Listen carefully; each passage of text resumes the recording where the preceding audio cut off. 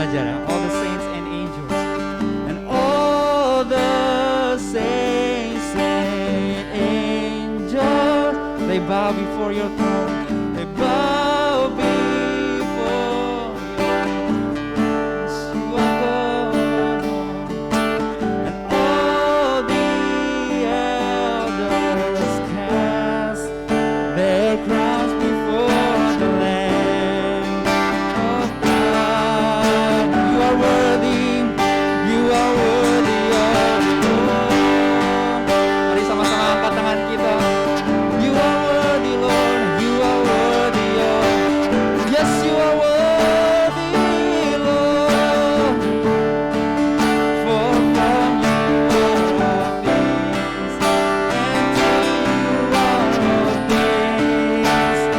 You deserve it. You are worthy of everything. You are worthy of it all. You are worthy of it all. Yes, you are worthy. For from you are all things, and to you are all things. You deserve it all.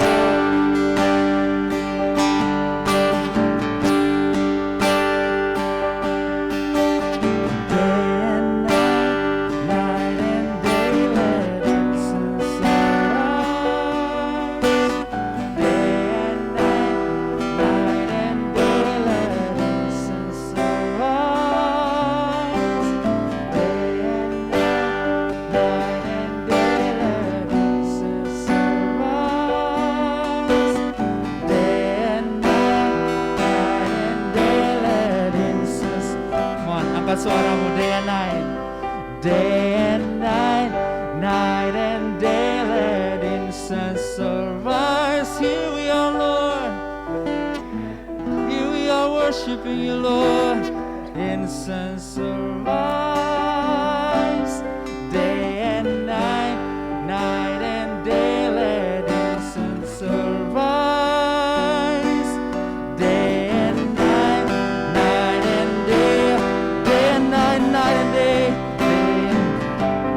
day and night, night and day, let incense arise. Day and night, night and day, let incense arise. Day and night, night and day, let incense arise. Day and night, night and day, you are worthy. You are worthy of it all.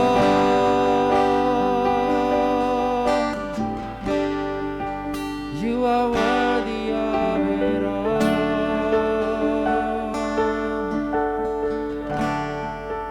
Far from you, and to you are. You deserve the glory.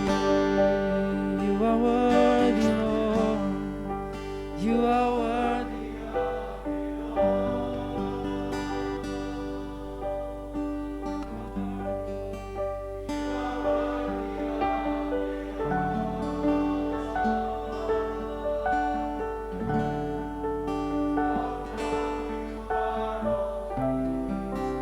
And to you you deserve. Mari kita angkat penyembahan kita. Kita deklarasikan, oh you are worthy. Kami sembah Kau Tuhan. Kami sembah Kau Tuhan. Karena Kau layak terima semua pujian. Kami angkat suara kami menyembah-Mu Tuhan. We worship you, oh we honor you. We stand in awe of you. Yes, you are worthy. Yes, you are worthy. Worthy above everything. Thank you, Jesus. Thank you, Jesus. Thank you, Jesus, for who you are. Kau Allah yang layak disembah. Kau Allah yang layak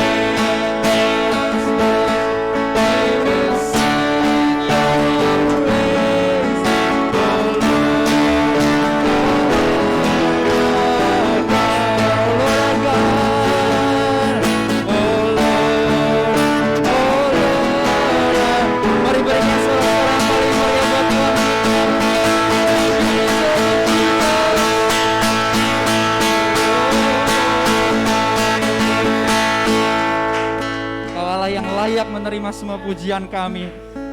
You're worthy of every part of our lives Tuhan.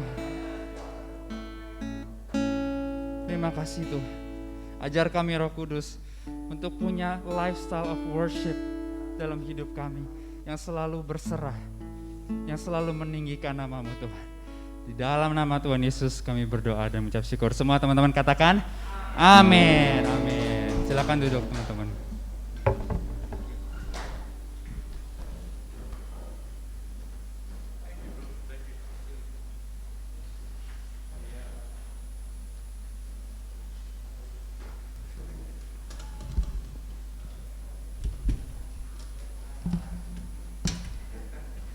Ya, cukup lama Kak Betul tidak berdiri di depan kalian dan di ruangan ini.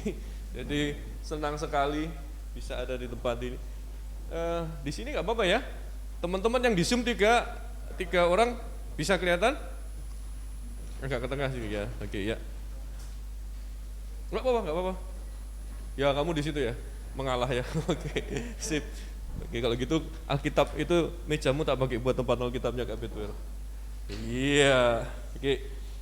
Hari ini Kak Betul ingin mengajak kalian untuk memperlambat pikiran kita yang sibuk dengan pekerjaan, sibuk dengan sekolah, sibuk dengan tugas.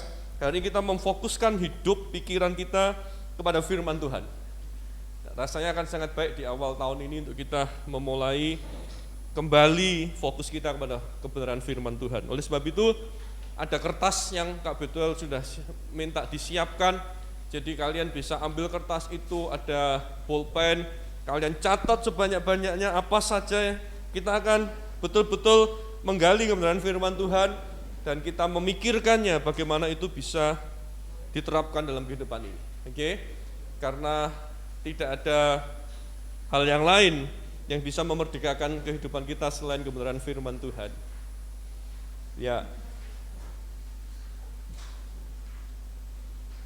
Semoga kalian masih terbiasa menulis di kertas, walaupun ada beberapa. Mungkin akan baik juga untuk menulis di kertas. Ini memperlambat, biasanya pakai gadget dengan begitu cepat. Jadi sekarang ada waktu untuk betul-betul memikirkannya. Ya, nanti tinggal difoto hasil nulisnya. Oke? Ya. Pertama-tama Kak Betul senang sekali bisa melihat kalian.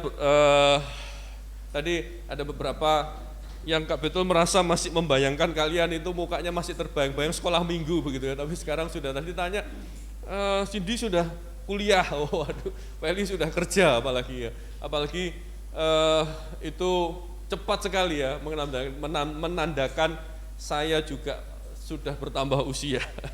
Ya anak saya juga sekarang sudah ada di sini gitu ya.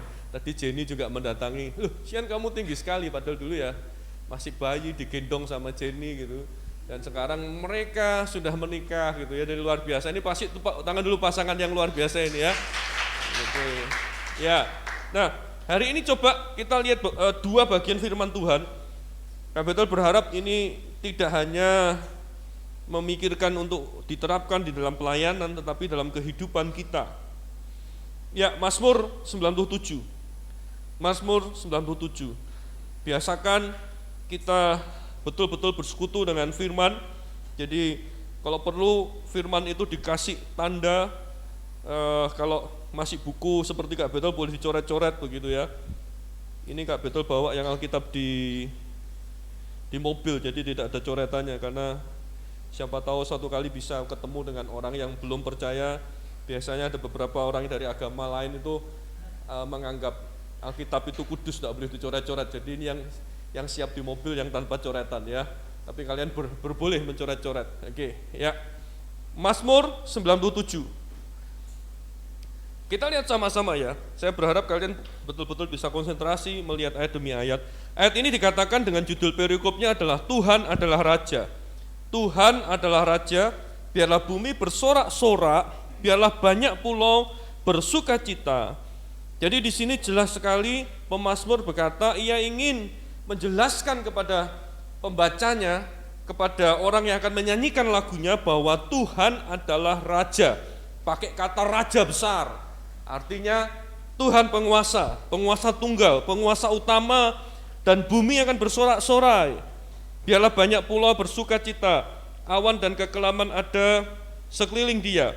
Keadilan dan hukum adalah tumpuan tahtanya. Bayangkan raja itu dia bertahta di atas keadilan dan hukum. Ya, dunia ini mencari keadilan, dunia ini mencari hukum yang bisa memimpin, dan Allah bertahta di atasnya. Luar biasa. Api menjalar di hadapannya dan menghanguskan para lawannya sekeliling. Inilah Allah kita. Jadi sebenarnya kadang-kadang dalam hidup ini tidak perlu mencari pembelaan. Kalau kita bersama dengan Allah, atau tepatnya Allah bersama dengan kita, kalau itu dianggap lawannya Allah, ya dia sendiri yang akan menghanguskan. Oke. Di ayat 4, kilat-kilatnya menerangi dunia, bumi melihatnya dan gemetar, gunung-gunung luluh seperti lilin di hadapan Tuhan. Di hadapan Tuhan seluruh bumi. Langit memberitakan keadilannya dan segala bangsa melihat kemuliaannya. Jadi dari ayat 1 sampai ke 6, pemazmur menuliskan bahwa kemaharajaan Allah itu begitu jelas. Kalau kita melihat langit, kalau kita melihat dunia, maka kita tidak bisa berkata bahwa Allah itu bukan raja.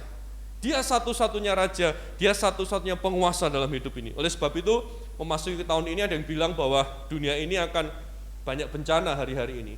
Tapi itulah menunjukkan bahwa bahkan untuk menghadapi bencana saja manusia tak mampu. Tapi Allah tidak pernah lepas kendali atas jalannya alam semesta ini. Ya, tapi yang perhatikan ayat yang ke-7. Semua orang yang beribadah kepada patung akan mendapat malu. Orang yang memegahkan diri karena berhala-hala, dan segala Allah sujud menyembah kepadanya. Kita berhenti sampai ayat ke-7. Setelah pemazmur ini menceritakan begitu hebatnya Tuhan, sang raja itu diberitakan di alam semesta, tiba-tiba di ayat yang ke-7 dia berkata bahwa orang yang beribadah kepada patung, atau orang yang tidak menjadikan Allah itu sebagai raja, maka di situ dikatakan orang-orang itu akan mendapatkan malu. Dan kemudian dikatakan orang yang memegahkan diri karena berhala-berhala. Rupanya walaupun kehebatan Allah itu sudah terbukti, rupanya kita hidup banyak orang itu yang masih memikirkan berhala atau mencari Allah yang palsu. Dikatakan ayat ke-7, segala Allah, ini ayat yang luar biasa. Baca sama-sama ya, 1, 2, 3. Segala Allah sujud menyembah kepadanya, kepada sang raja. Nah, kalau kita perhatikan di sini, maka sebenarnya ini ada hal yang menarik. Di situ dikatakan berhala. Berhala itu apa sih? Berhala itu dalam pengertian Timur Dekat kuno, di mana pemazmur dituliskan, budaya pada waktu itu terjadi. Berhala itu segala sesuatu yang menjadi sesembahan, ya. Segala sesuatu yang menjadi pusat penyembahan itu berhala. Dan pada waktu itu, budaya pada waktu itu banyak diwujudkan dalam bentuk penyembahan patung. Ya, oleh sebab itu Allah di kitab Keluaran dengan sangat kontras dia berkata, jangan ada padamu Allah lain di hadapanku. Juga kemudian dia katakan jangan menyembah patung, ya, jangan membuat patung dan jangan menyembahnya. Ada sesuatu yang dipuja yang menjadi senter penyembahan bangsa-bangsa pada waktu itu, ya. Dan untuk bisa dilihat maka bentuknya sebagai patung. Itulah berhala-berhala. Ya, itulah berhala-berhala. Nah, itu bentuknya metal image. Tetapi bagaimana dengan berhala pada zaman sekarang? Maka berhala zaman sekarang mungkin kita tidak nyembah patung lagi ya. Tapi nyembahnya apa? Boneka arwah. Ada yang punya boneka arwah? Waduh, enggak ngaku. Mungkin yang kita sembah hari-hari ini, yang menguasai pikiran kita, itu adalah NFT mungkin. Yang tertawa itu punya NFT itu ya. Ya. Nah, tetapi yang menarik adalah kalau Kak Betul boleh bayangkan, maka sebenarnya berhala-berhala itu adalah sesuatu yang ada di pikiran kita, yang menguasai. Kalau dulu bentuknya adalah metal image gitu ya, patung. Metal image gitu ya, tapi sekarang mungkin bentuknya menjadi mental image. Sesuatu yang menguasai pikiran kita, itulah berhala-berhala. Yang kita sembah, yang kita puja, yang kita kejar, yang kita usahakan, dan kita berani bayar harga apapun juga, itulah berhala kita hari ini. Ya. Tapi yang menarik adalah, kalau Kak Betul lihat di ayat yang ke-7, yang pertama di situ dikatakan adalah orang yang beribadah kepada patung, orang yang memikirkan selain Allah, ya, selain Allah, memikirkan selain Allah,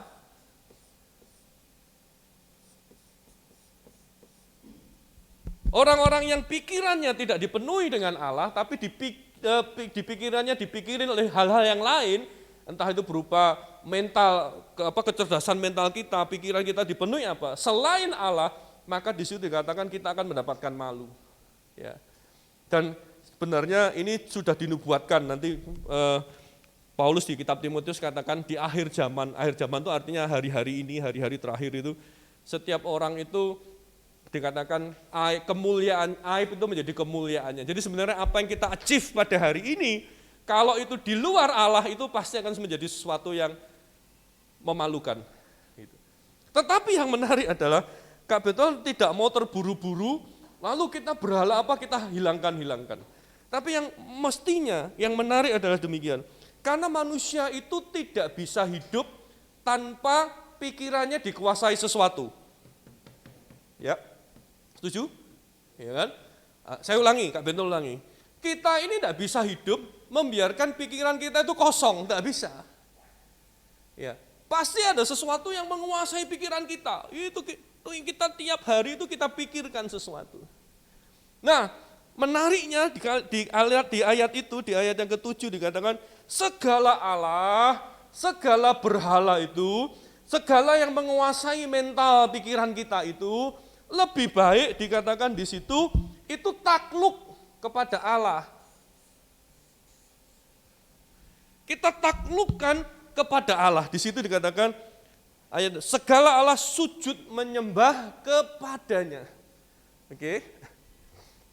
Jadi menurut Kak Betul, mungkin Kak Betul menawarkan kepada kita semua, apa sih coba pikirkan. Nah, sekarang di kertas kalian, coba kalian pikirkan. Apa sih sebelum kita ngomong tentang bahwa semuanya itu harus kita taklukkan kepada Allah. Ayo sekarang kita bikin survei. Boleh tulis di kertas kalian. 5 saja yang hari-hari ini tuh begitu menguasai pikiran, begitu menguasai mental anak-anak muda zaman now. Apa sih kira-kira? 5 saja. Coba pikirkan, 5 saja. Boleh ngobrol sama orang di sebelahnya. 5 saja, pikirkan. Yuk. Boleh, silahkan. Oh, aduh. Ini ada ya? Ini ajaib ini ya? Oh, aku sudah mencoba. 3 kali pernah bisa. Oh, aku sudah pernah mencoba. Kayak komersial ini. Ini endorse. 3. 1, 2, 3. Kalau berhasil, nanti aku cari ya. Aku sudah pakai satu produk yang seperti itu, tapi tidak berhasil. Wah iya, belum. Luar biasa. Merek apa itu bro? Gak tahu. Berhasil. Ayo, boleh ngobrol, boleh tulis di situ 5 saja. Apa sih yang hari-hari ini dipikirkan? Oh itu saya kira tulis ya. Keuangan pekerjaan, keuangan jodoh masa depan. Oke, lebih spesifik gitu loh. Apa gitu? Spesifik. Di sini ada yang anak-anak high school, ada yang anak college mana college saya katakan anak college. Wah kamu jangan ngaku-ngaku bro, kamu anak high school ngaku-ngaku college. Krisco baru high school aja ngaku-ngaku college. High school mana high school ya high school, college tadi berapa orang? College, oke. Yang profesional muda. Oh, kamu termasuk apa guys? Kok nggak jelas gitu? Ya, coba pikirkan dalam konteks high school itu apa ya? High school itu pikirannya dipikirin itu apa yang dipikirin? High school. Jangan yang tidak hanya yang jahat-jahat gitu, tapi sesuatu yang mungkin itu hobi, sesuatu yang bagus juga, yang positif juga. Coba dipikirkan. Ini ada 2 peserta menghilang. Coba dipikirkan ya. 5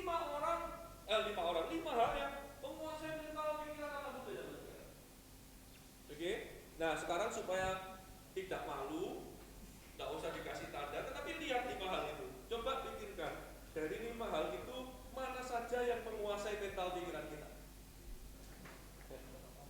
Ada nggak? Nggak usah ditandai, ini kan ketahuan kan? Oh itu aku, nggak usah ditandai. Dilihat aja, dilihat dari jarak jauh dan kita ngomong, wah itu yang aku banyak pikirin hari ini. Dan ternyata kita mendapati setiap kita adalah penyembah berhala. Yang setuju katakan amin. Oh, diakui ya, tetapi menarik, teman-teman menarik. Tapi Kak Beto mau bawa ini, mau bawa kepada kalian. Bahwa sekali lagi, pasti ada sesuatu yang akan memenuhi pikiran kita. Tadi kalian sudah coba mencari 5 hal yang akan memenuhi pikiran kalian terus. Nah, kalau kita, tetapi lihat perhatikan, kalau ini hanya menjadi step yang sampai di sini, maka sebenarnya siap kita adalah penyembah berhala. Betul ya? Tetapi ayat 7 dikatakan semua Allah, segala Allah akan sujud menyembah kepadanya.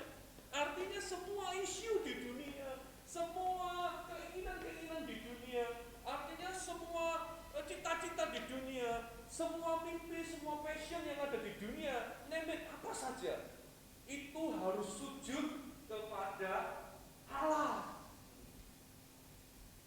Inilah kehidupan yang Kak Beto mau tantang kepada kalian. Apa saja yang kalian pikirkan dan pada waktu kalian ngomong, oh ini loh Kak, 5 hal yang sering kepikir atau memenuhi pikiran anak muda. Oke.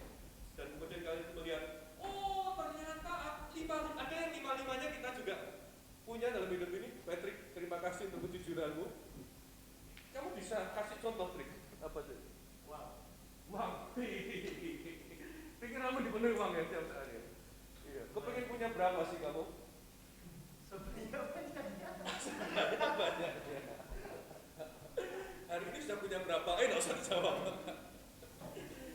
Sebenarnya uang. Oke, uang. Satu lagi, kalau cewek apa ya banyak dipenuhi pikirannya? Apa kira-kira cewek? Dari college dulu. Sin, kamu Sin. Prospek ke depan. Maksudnya apa itu? Setelah kuliah, kamu dipikirin gitu ya. Masa depanmu, cita-cita, karir mungkin ya. Mau jadi wanita karir atau jadi ibu rumah tangga? Gak usah dibenturin, gak usah. Yang punya cita-cita. Saya punya kepengen jadi karir di mana? Belum, tadi dipikirin. Tapi kepikiran terus ya. College ini, high school ada yang mau? High school?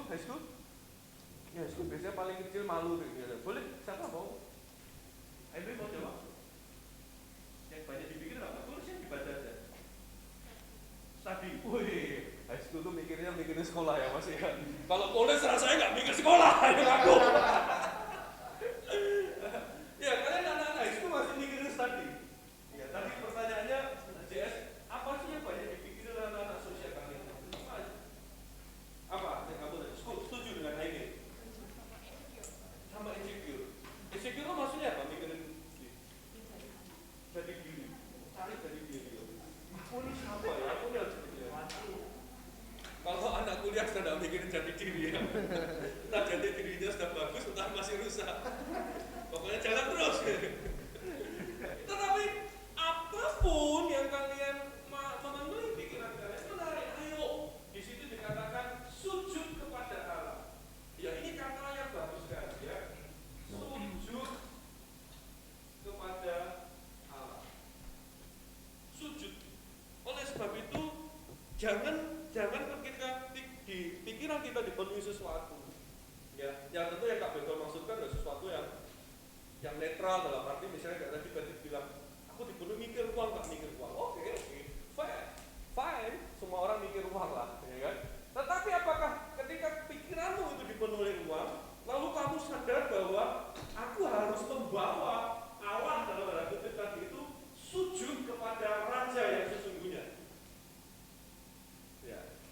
Jadi hari ini aku datang atau mengajak kalian berpikir bukan untuk menghilangkan semua yang ada di pikiranmu, tapi maukah kita masuk dalam satu step yang lebih dalam dalam hidup ini, yaitu membawa semuanya itu sujud kepada Allah.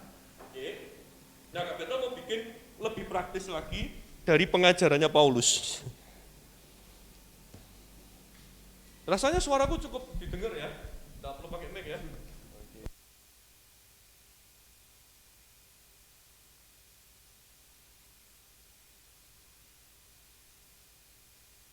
Sama Coffee J. Iya. Baik. Nah, lihat bersama 1 Tesalonika ayat yang pertama, 2 Tesalonika maksud saya. 2 Tesalonika ayat 1. Pasal pertama, pasal 1. 2 Tesalonika pasal yang 1, ya. Ini adalah surat yang ditulis oleh Rasul Paulus. Rasul Paulus adalah seorang yang berani berkata, aku menaklukkan segala pikiranku kepada Kristus. Itu Paulus.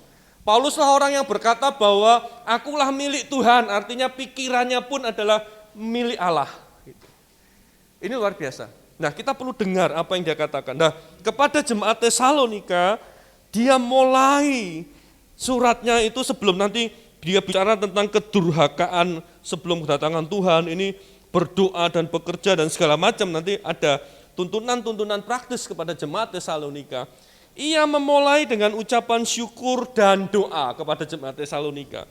Dia yang Kak Beto mau ngajak kalian tandai adalah di ayat yang ke-11. Ya. Paulus katakan demikian. Karena itu kami senantiasa berdoa juga untuk kamu, supaya Allah kita menganggap kamu layak bagi panggilannya dan dengan kekuatannya menyempurnakan kehendakmu untuk berbuat baik dan menyempurnakan segala pekerjaan imanmu. Ayat 12, sehingga nama Yesus Tuhan kita dimuliakan di dalam kamu dan kamu di dalam Dia menurut kasih karunia Allah kita dan Tuhan Yesus Kristus. Pada waktu dia memikirkan jemaat Tesalonika dan dalam surat-suratnya, maka Paulus melihat dan dia berdoa sesuatu yang sangat penting yang dia percaya itu harus terjadi di dalam jemaat Tesalonika. Yaitu dikatakan di situ, supaya kamu dianggap layak dan dengan kekuatannya menyempurnakan kehendak. Dia pakai kata ini, kehendak. Dia menyempurnakan. Luar biasa.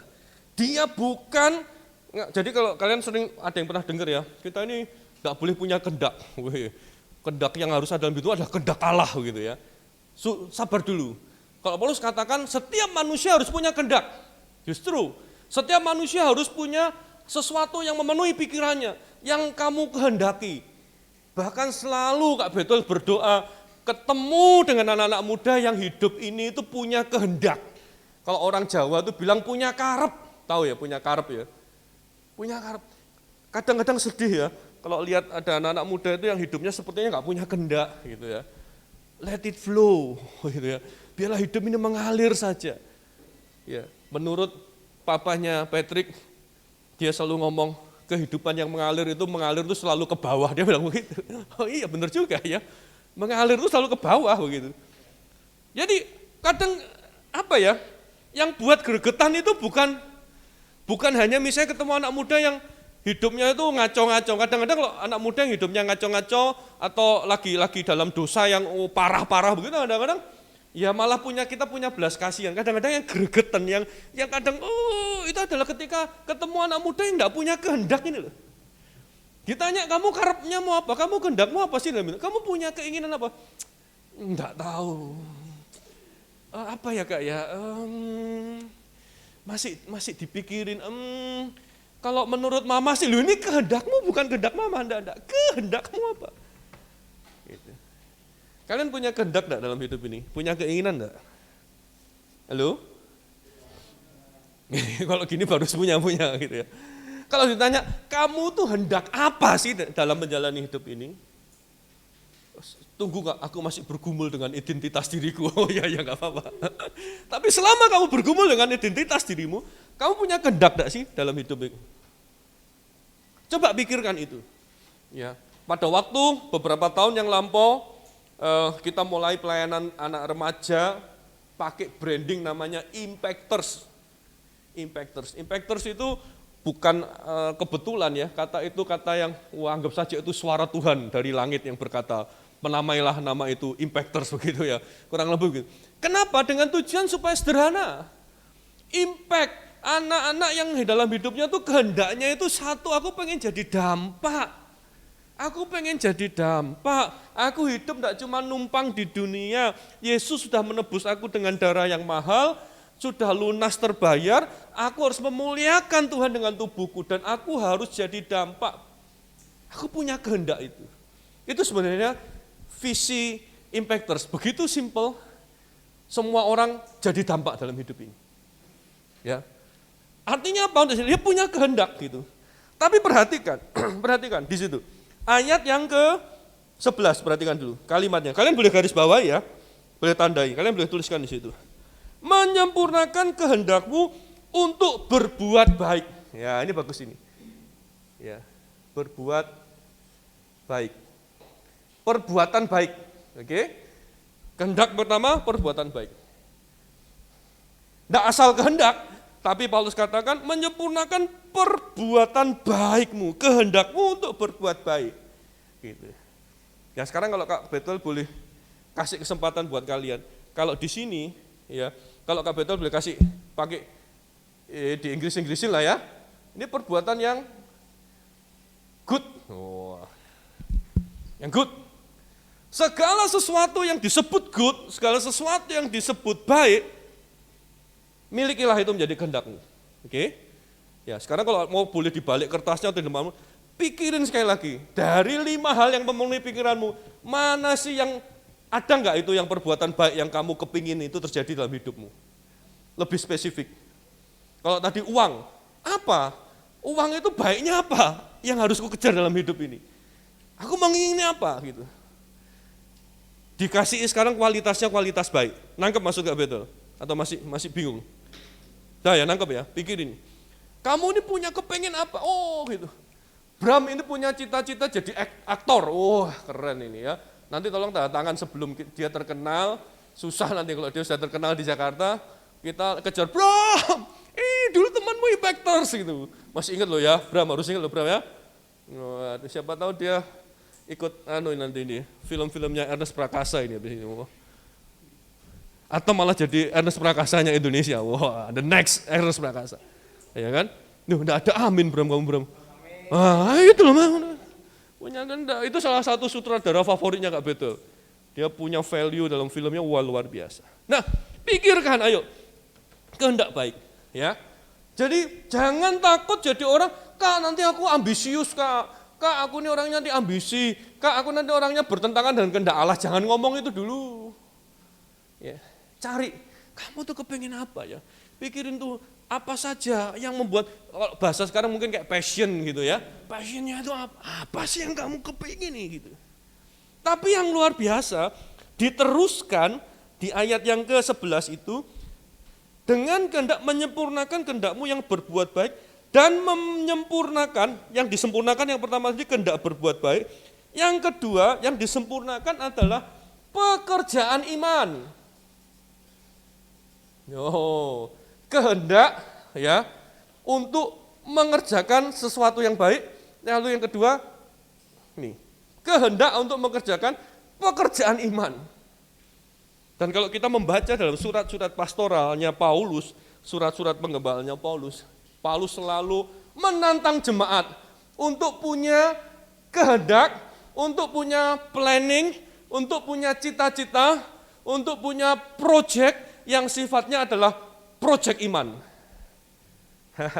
Kalau Kak Betuel boleh sebutin, ini adalah project yang sifatnya tidak hanya good, tapi great.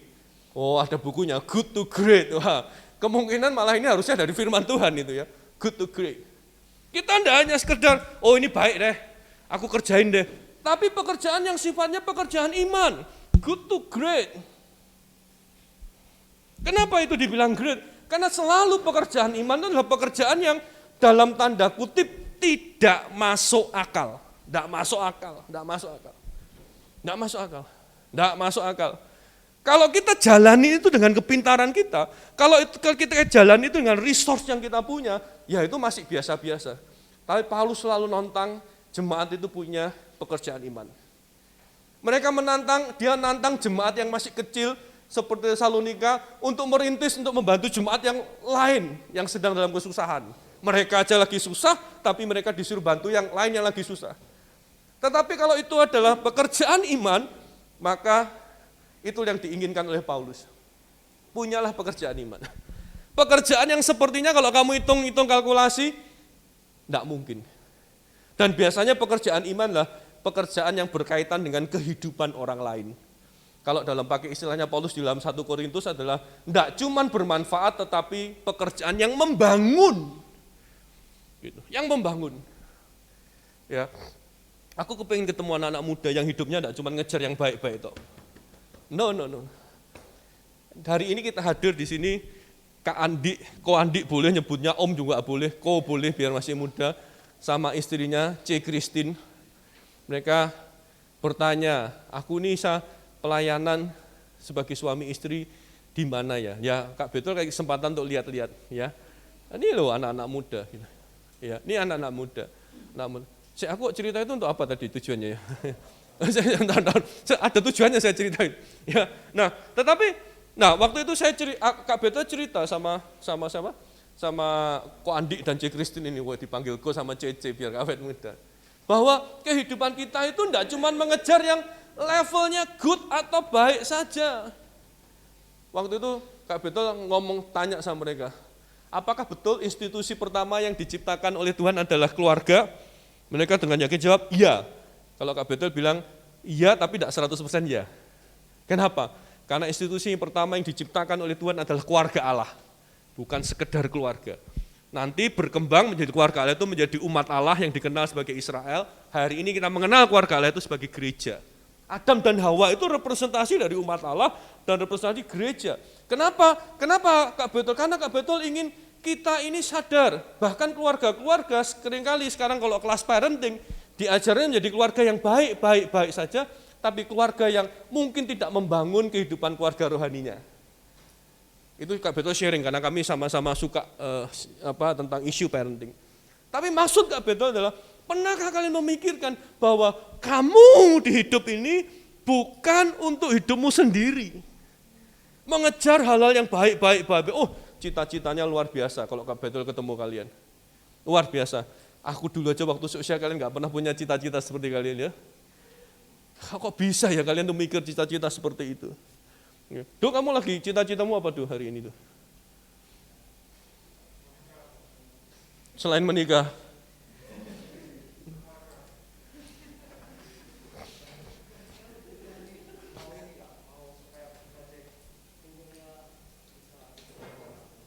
Udah hukumnya apa? Dikenal orang. Untuk apa kok dikenal orang? Kalau sudah dikenal orang untuk apa?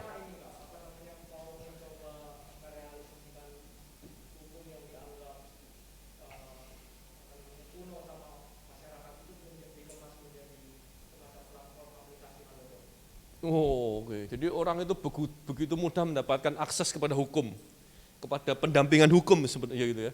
Wah, keren. Itu menurutmu cita-citamu yang masih di level good atau yang sudah di great?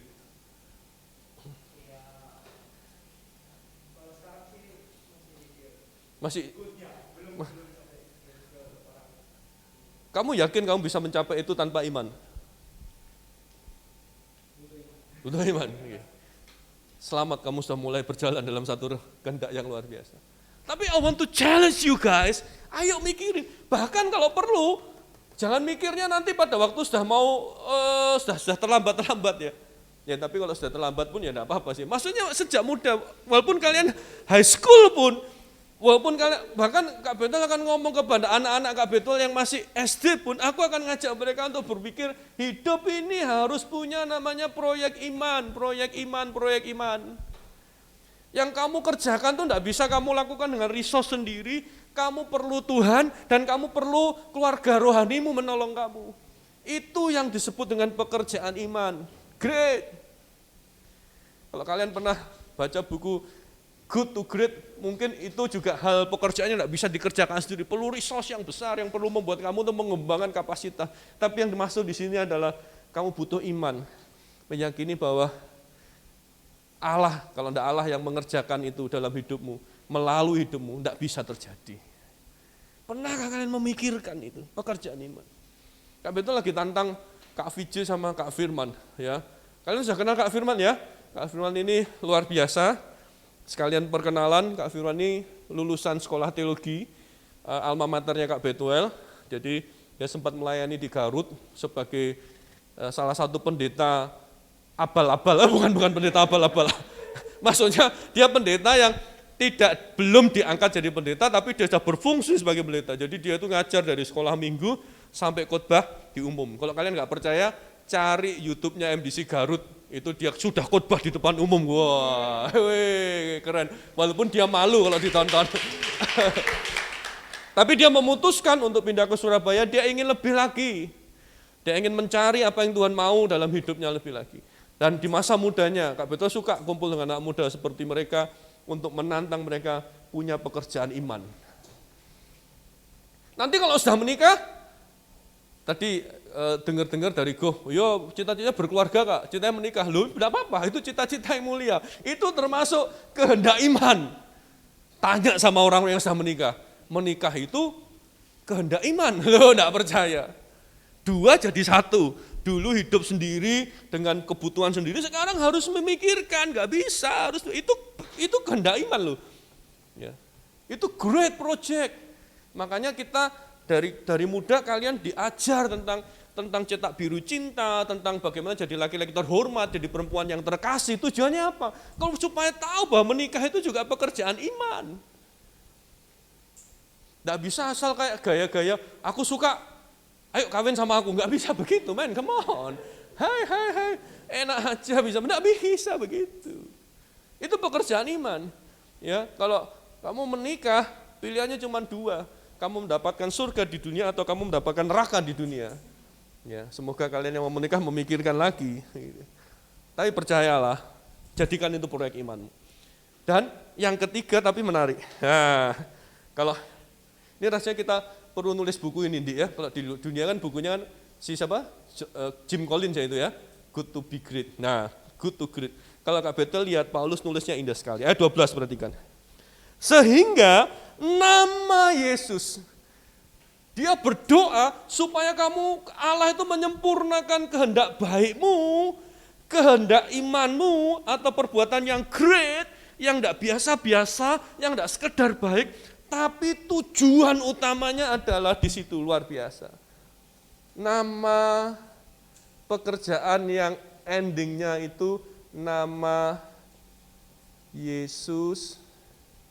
Di situ dikatakan, sehingga nama Yesus Tuhan kita dimuliakan di dalam kamu dan kamu di dalam Dia. Nama Yesus dimuliakan.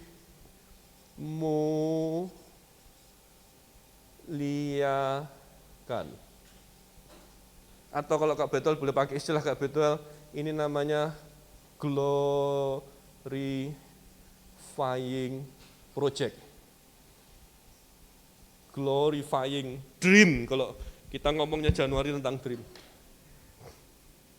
Not just good project, tidak cuman proyek-proyek sifatnya great yang beriman, yang megah, yang heboh, tetapi endingnya adalah itu harus jadi glorifying project.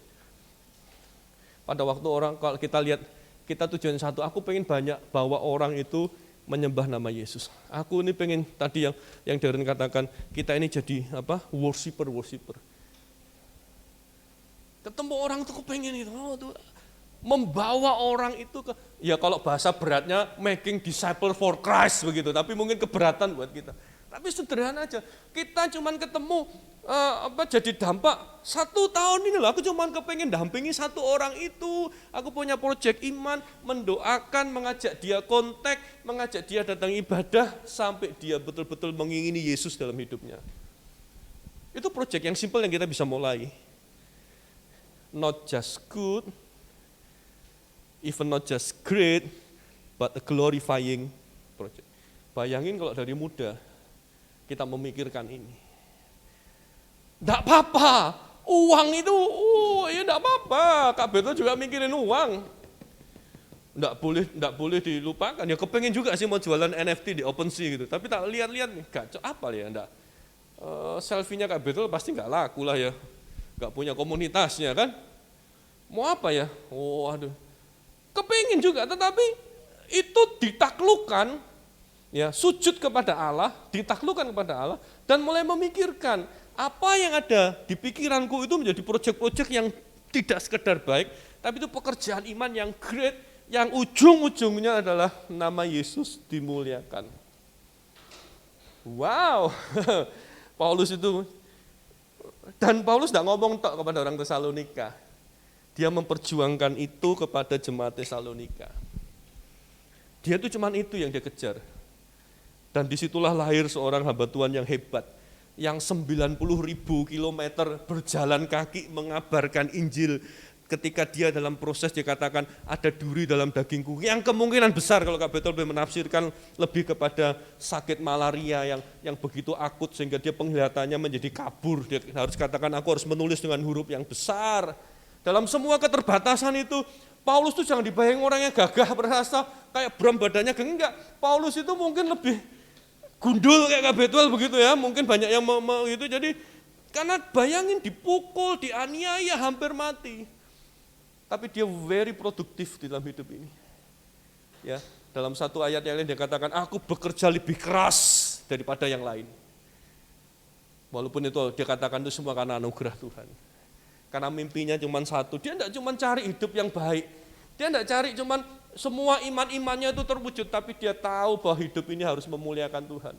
Pokoknya apa aku kerjakan, nama Tuhan harus disebutkan di situ. Apapun yang aku lakukan, nama Tuhan disebut. Pada waktu aku punya prestasi, Yesus harus ditinggikan di situ. Seandainya ada anak-anak muda yang seperti itu. Dan ketika Kak Betul bersyukur bertemu dengan kebenaran, menelusuri kehidupan Paulus secara pribadi, suka sekali dengan Paulus dan belajar tentang Paulus, hidup Paulus. Rupanya hidup itu ditujukan kepada ini. Dan perhatikan janji yang luar biasa. Allah dikatakan di situ yang akan sempurnakan.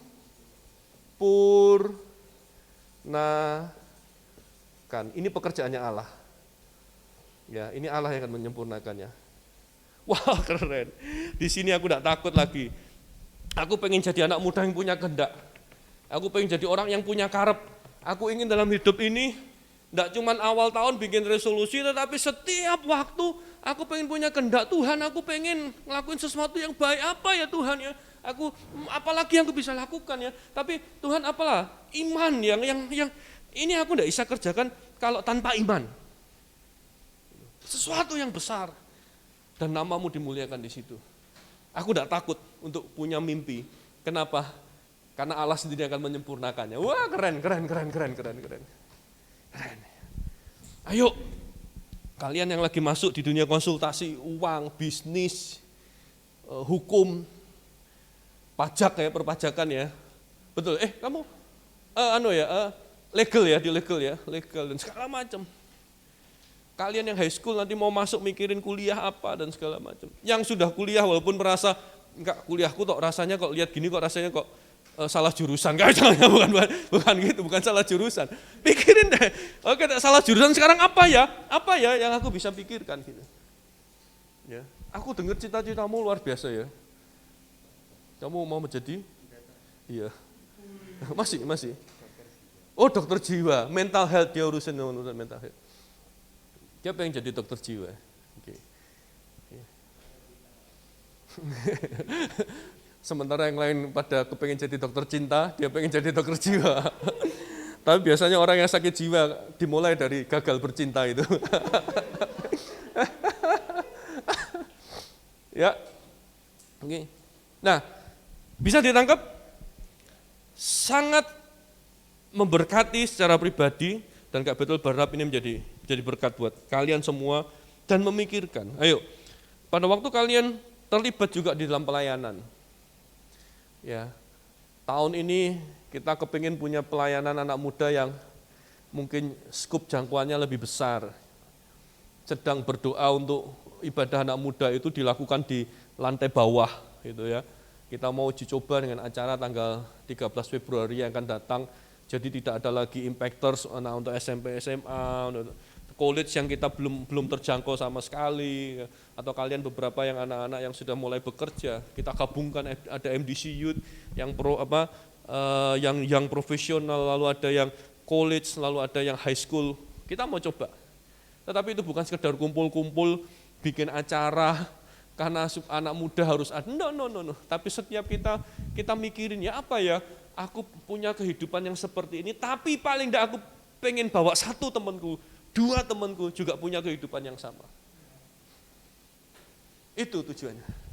Kita tidak menghibur mereka, tentu kalau mereka punya problem kita hadir di sana untuk kita menceritakan Yesus sebagai jawaban. Tapi kita mengajak mereka untuk memikirkan bahwa Allah itu harus dimuliakan dalam hidup ini.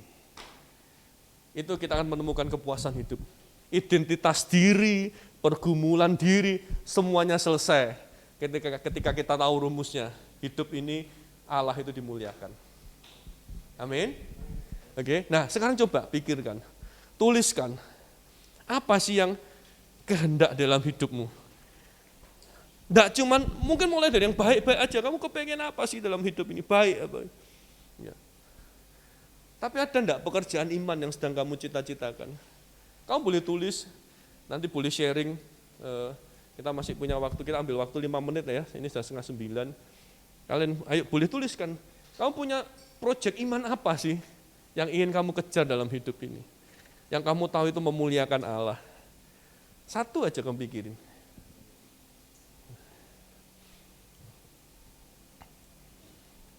Jadi dokter jiwa itu pekerjaan yang luar biasa. Ada? Pikirkan 3G ini, 3G-nya ini. Maaf ya, Alkitab belum 4G, belum 5G ya, 3G aja dulu.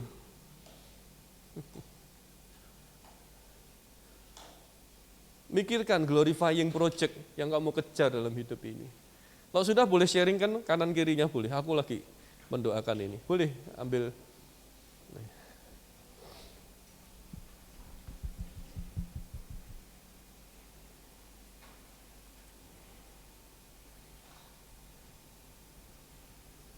Kalau toh belum bisa menuliskannya malam ini, kalau tidak ada PR yang lain, doakan itu. Doakan itu. Oke? Doakan itu.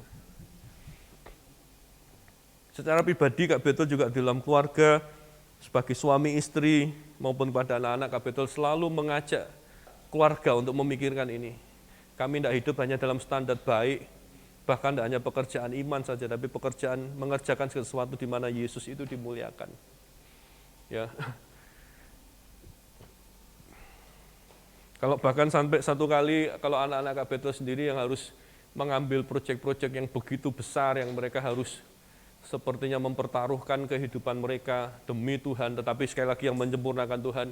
Mungkin sebagai orang tua nggak rela ya, tetapi di dalam kasih karunia Tuhan, ya we want to release them untuk proyek-proyek itu.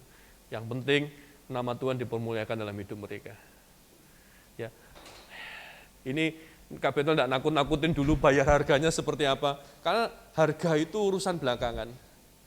Kalau kamu tahu itu bernilai, kalau tahu itu mulia, itu kan kados, mulia itu kan berbobot.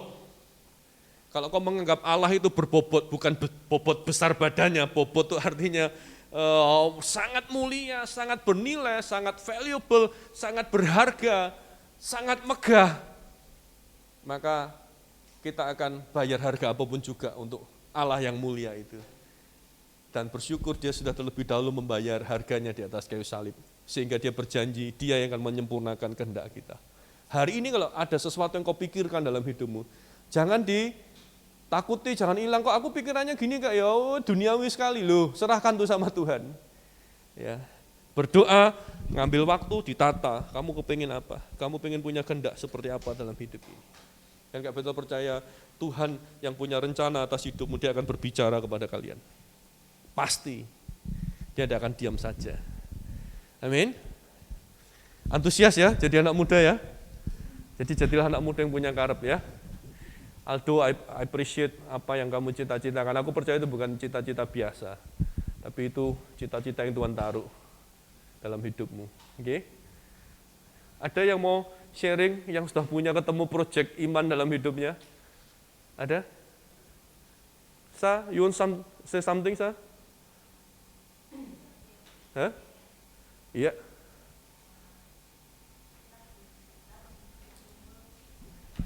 Aku aman aku enggak? Cek. Aku oh itu ada.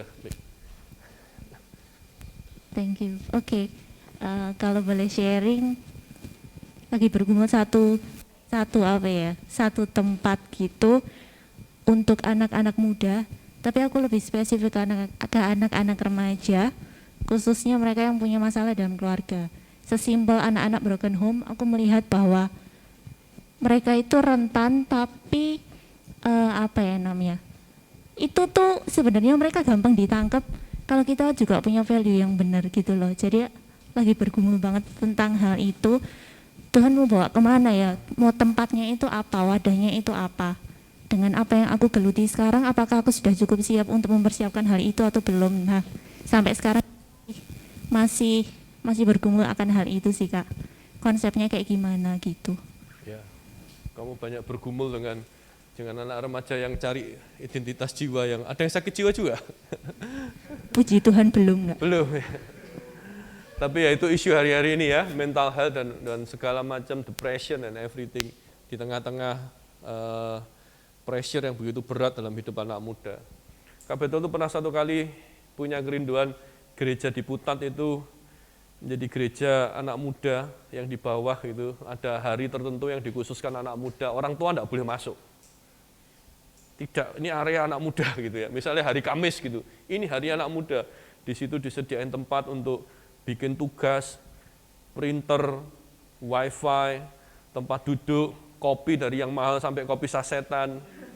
Tapi yang Kak Betul rindukan adalah ada satu tempat corner-corner untuk psikolog-psikolog, konselor-konselor. Aku pernah sharing nih Coffee J, pernah deketin satu konselor, tapi karena dia sedang merintis pusat konselingnya sendiri, jadi masih belum berhasil. Mungkin ini bisa menjadi satu cita-cita yang Sasa bisa terjun di dalamnya.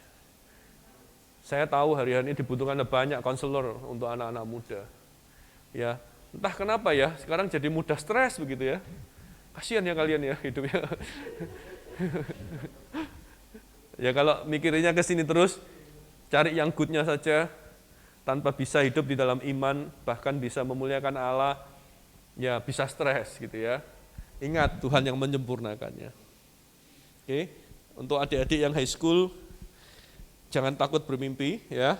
Mimpilah setinggi langit, punyalah kehendak untuk pekerjaan Allah dinyatakan dalam hidup kalian. Oke, Kak Petrus senang kalau lihat-lihat yang high school sekarang ini yang punya semangat gitu ya. Oke, Angel ini lagi semangatnya luar biasa.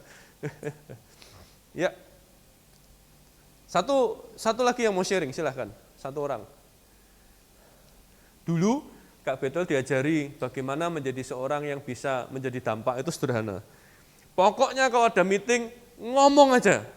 Entah ngomongnya salah, ngomongnya lucu, ngomongnya nggak bermutu, ngomong aja. Yang penting orang tahu kamu ada di situ. Itu yang ngajari Om Bambang Wijaya. Tak praktekin. Bahkan ada dia di situ, Kak Betul ngomong, kadang-kadang dia marah juga. Kamu ngomong, loh kan saya mengikuti prakteknya ilmunya Bapak saya gitu. Yang penting orang tahu di situ, oh kamu ada gitu. Nah kita kalau orang nggak tahu ada gimana jadi dampak kan sederhana gitu. Ayo ngomong, satu orang, silakan, go. Ada? Semuanya memang orangnya low profile semua. Ada? Mau sharing sesuatu? Yang sudah menemukan project imannya? Mau ambil kamu ya? Tak lap sih ya. Nggak ada yang ngambil ya, masa nggak ada yang ngambil? Sebenarnya aku ini nggak mau terlalu nyebar, tapi ya karena Kak Bas sudah ngomong ya udahlah terlanjur. It's okay, nggak apa-apa, pasti tahu semua kok. Waduh, ditelepon aku sebentar ya. Enggak, bukan temanku.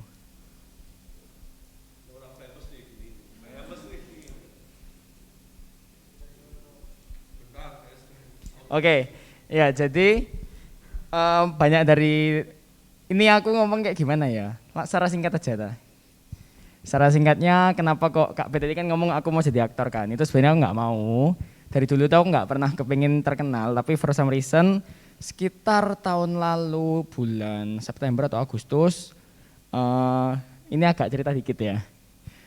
Aku ada di lowest point of my life, sampai ke psikiater karena in the first of hampir depresi aku. Tapi for some reason itu kelihatannya Tuhan memang udah maksa aku untuk masuk ke situ, karena di situ aku akhirnya ketemu jalan hidupku. Jalan hidupku adalah agak bulat, pokoknya intinya aku sampai ketemu aku pengen jadi aktor. Kenapa aku pengen jadi aktor? Padahal kalau secara realita ya kalian semua sadar, muka aku tuh be aja, terus aku ini kulitku hitam dan ini bukan sesuatu yang disukai sama banyak orang, terus aku pendek dan lain sebagainya, aku nggak punya koneksi dan lain sebagainya, tapi itu yang buat aku awalnya bingung. Terus aku akhirnya sempat puasa 40 hari untuk minta jawaban dari Tuhan dan sampai sekarang nggak pernah dijawab. Tapi yang aku imani adalah aku tahu aku harus berangkat dulu ke sana ke Jakarta, nggak tahu ini bakal berhasil atau enggak, tapi yang aku tahu kenapa, karena yaitu sama yang Kak Bet bilang, aku juga kaget waktu dengerin Kak Bet, ini kok bener banget sama apa yang aku pikirin. Mungkin itu aku kayak tadi ngomong ada yang good, ada yang great, ada yang glorifying. Aku udah sekarang ada di posisi glorifying yang aku harus perlu iman untuk sampai sana gitu. Terus kenapa kok aku mau jadi aktor? Karena kan kalau teman-teman tahu aku tuh awalnya sekarang lagi kuliah pajak dan aku ngelihat kalau masa depan aku di pajak, aku yang aku lihat adalah aku cuma nyari uang dan aku cuma nyari klien-klien sing paling banyak 200 orang itu soalnya mamaku megangnya rata-rata segitu, kalau orang konsultan tuh biasa segitu. Terus kalau misal aku jadi aktor dan aku di-okein sama Tuhan untuk punya fame, harapanku adalah aku bisa yang pertama adalah nunjukin Tuhan lewat diriku. Kayak misalnya contohnya yang real itu adalah Daniel Mananta, Agnes Mo dan lain sebagainya. Terus harapanku juga bisa jadi brand ambassador organisasi non-profit yang bisa melayani masyarakat. Contoh realnya adalah UNICEF, kalau kalian semua tahu pasti ya. Terus habis itu turun tangan juga untuk melayani masyarakat, misalnya ya kan kalau misalnya brand ambassador UNICEF kamu juga harus turun tangan kayak gitu, dan nggak harus, itu cuma contohnya.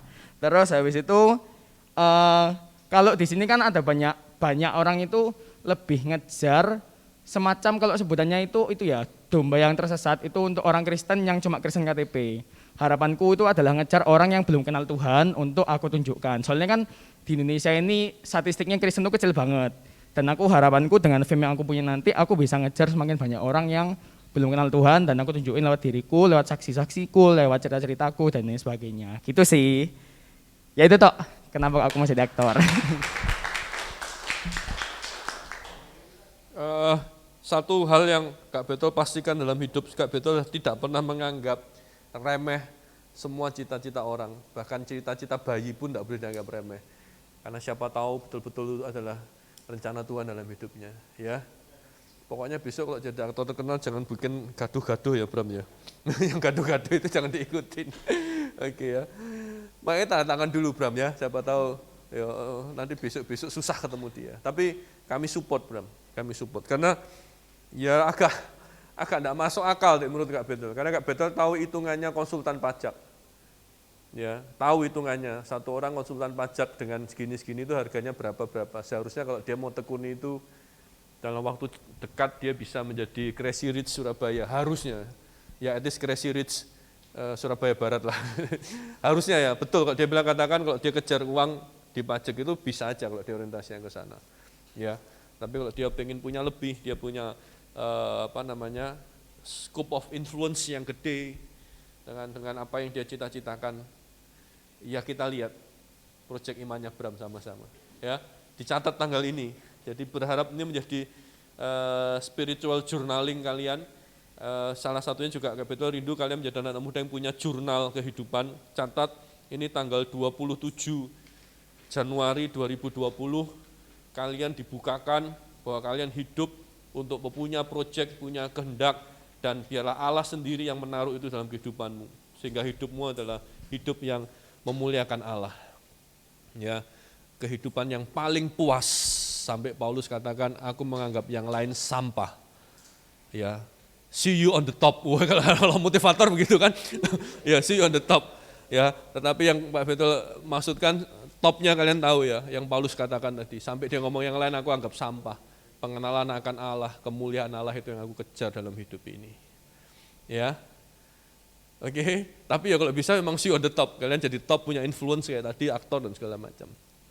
Ya, mungkin itu yang Kak Betul sampaikan. Ayo kita ambil waktu yuk untuk kita berdoa yuk. Ayo ambil waktu. Apa yang kalian dapatkan, apa yang kalian tuliskan, kalian boleh bawa kepada Tuhan. Kalian boleh datang pada Tuhan, katakan Tuhan, ini aku, ini pikiranku, ini kehendakku. Sempurnakan semuanya itu Tuhan. Jadikan aku anak-anak muda yang memikirkan Engkau, yang mau menjadi sarana untuk kemuliaan-Mu dinyatakan. Kalian boleh ambil pasangan dua orang untuk saling mendoakan satu dengan yang lain. Kalian boleh cerita apa yang mau didoakan apa, silahkan.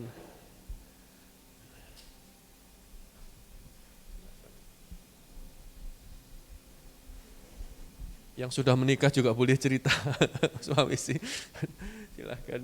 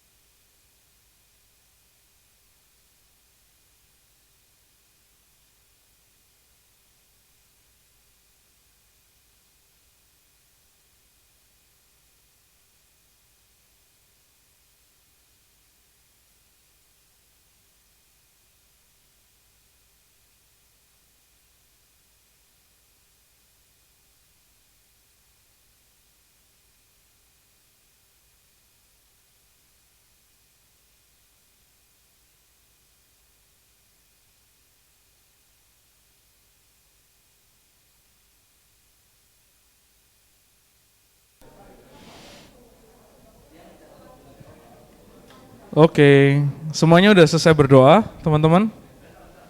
Sudah selesai semuanya? Siapa yang terberkati sama apa yang sudah disampaikan sama Kak Betuel? Bisa lambaikan tangan. Tetap semangat, oke. Mungkin 1 Korintus 10 ayat 31 bisa jadi ayat hafalannya kita hari ini. Teman-teman, jika engkau makan atau jika engkau minum atau jika engkau melakukan segala sesuatu yang lain, lakukan semuanya itu untuk kemuliaan Allah. I hope ini bisa jadi ayat hafalannya kita semua. Dari good, jadi great, and then jadi glorifying God. Menurutku, aku juga banyak diproses di sana dan masih terus akan diproses, dan percayalah bahwa teman-teman untuk sampai di glorifying ada begitu banyak proses, tekanan, bisa jadi depresi. Kalau depresi datang ke Kak Sasa, ya kan, ke Jason, bercanda. Tapi ya enjoy setiap proses yang ada, karena every moment is God's moment juga buat kalian teman-teman. Jadi nikmatin, dan aku percaya kalian semua terberkati, dan kita akan ada pertemuan rutin. Pertemuan rutinnya nggak sebulan sekali teman-teman, tapi ada 2 bulan sekali. Kalian bisa mark your calendar, tanggal 24 Maret, hari Kamis. Oke, kita akan lakukan 2 bulan sekali. Pokoknya hari Kamis minggu keempat kita akan ada pertemuan di sini. 24 Maret nanti kita akan ada pertemuan seperti ini. Judulnya, kalau misalnya kalian tanya, ini apa sih Kak, ini sessionnya apa? Ini session MDC Youth namanya FIT. Isinya itu fellowship, eating, equipping, and direction. Dan directing. Fellowship, eating, equipping, and directing. Jadi kalian di sini fellowship, kumpul, kita makan, pasti akan ada makanan yang disediakan, and then kita akan ada, ya,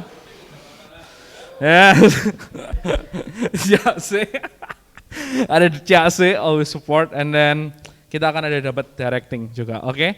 Teman-teman, itu aja. And tanggal 13, mungkin ada beberapa yang masih belum tahu di sini, tanggal 13 kita akan ada MDC Youth event di bawah permulaan. Jujur itu juga jadi glorifying God, karena ada begitu banyak anak muda yang ada dalam gereja tapi kehilangan tempat untuk mereka bisa kenal Tuhan. Cuma datang ke gereja every week, every Sunday, tapi mereka nggak kenal Tuhan. Ini jadi project kita juga bersama-sama glorifying. Tanggal 13, please kalian semua terlibat. Darren, Jenny terlibatlah di sana juga, oke.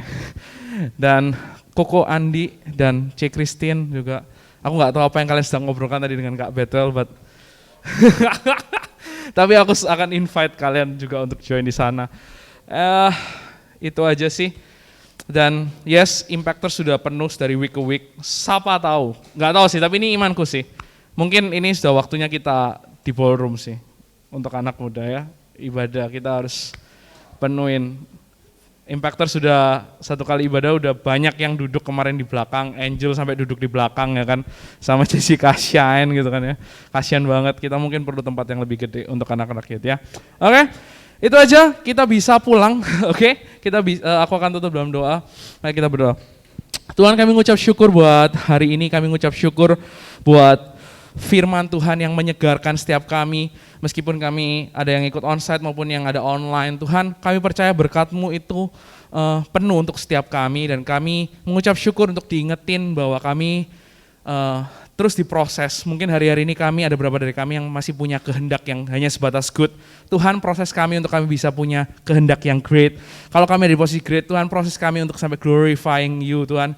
Tuhan, kami percaya Tuhan, Engkau Allah yang sangat baik, Engkau Allah yang ingin memberikan apa yang jadi isi hati-Mu kepada setiap kami. Hari-hari ini Roh Kudus terus Tuhan bekerjalah dalam setiap kami. Bantu kami untuk kami bisa mendapatkan apa yang jadi isi hati-Mu Tuhan. Dan kemanapun kami pergi, kami hanya perlu penyertaan Tuhan dan visi Allah itu dalam kehidupan kami. Kami percaya teman-teman yang ada di tempat ini maupun yang online, kami semua terberkati dan kami akan pulang untuk menjadi dampak dimanapun kami berada. Thank you Lord, terimalah berkat dari Allah Bapa, Putra dan Roh Kudus. Kemanapun engkau pergi, Allah menyertai-Mu dan Allah akan membawa-Mu, memakai-Mu untuk menjadi dampak. Di dalam nama Allah Bapa, Putra dan Roh Kudus kami berdoa. Haleluya. Amin. Alright. Thank you guys buat pertemuan hari ini. Thank you Selina, Juju. Oke. Dan juga